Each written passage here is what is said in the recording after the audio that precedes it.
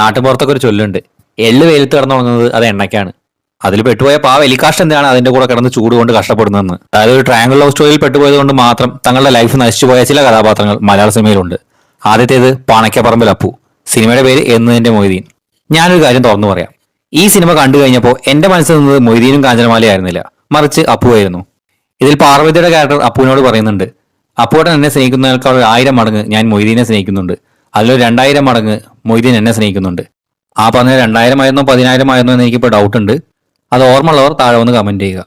ആ കഥാപാത്രം അപ്പുവിനോട് എടുത്തടിച്ച് നോ പറയുന്നതിന് പകരം ഇങ്ങനെ ഡയലോഗ് പറഞ്ഞപ്പോൾ അത് അപ്പുവിന്റെ പ്രണയത്തെ എന്തോ ഒരു ചെറുതായി കാണുന്ന പോലെയാണ് അന്ന് എനിക്ക് തോന്നിയത്. ചിലപ്പോൾ അത് എന്റെ മാത്രം തോന്നലായിരിക്കാം. എന്തായാലും ടോവിനോ തോമസിന്റെ കരിയറിലെ ഒരു വഴിത്തിരിവായിരുന്നു അപ്പു എന്ന കഥാപാത്രം.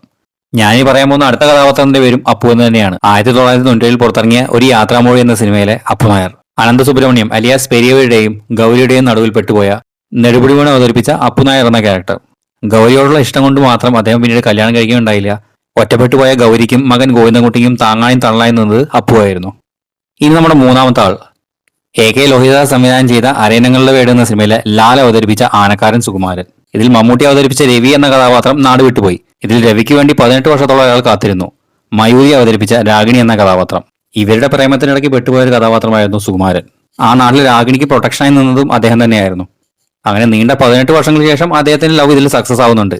ഒരാളുടെ ജീവിതത്തിലെ 18 വർഷം യാതനകൾ അനുഭവിക്കുക എന്ന് പറയുന്നത് ഒരു നഷ്ടം തന്നെയാണ്. സോ ഈ ലിസ്റ്റിലേക്ക് നമുക്ക് സുകുമാരനെയും എന്തായാലും ഉൾപ്പെടുത്താം.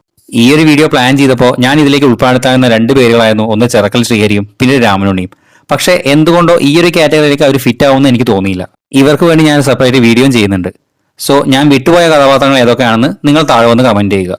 അതുപോലെ ഈ വീഡിയോ കാണുന്നവരിൽ ആരെങ്കിലും ഇങ്ങനെ ഒരു ട്രയാങ്കിൾ ലവ് സ്റ്റോറിയിൽ പെട്ടുപോയിട്ടുണ്ടെങ്കിൽ ഒന്ന് ഓർക്കുക, എല്ലാവർക്കും സുകുമാരനാവാൻ കഴിയില്ല.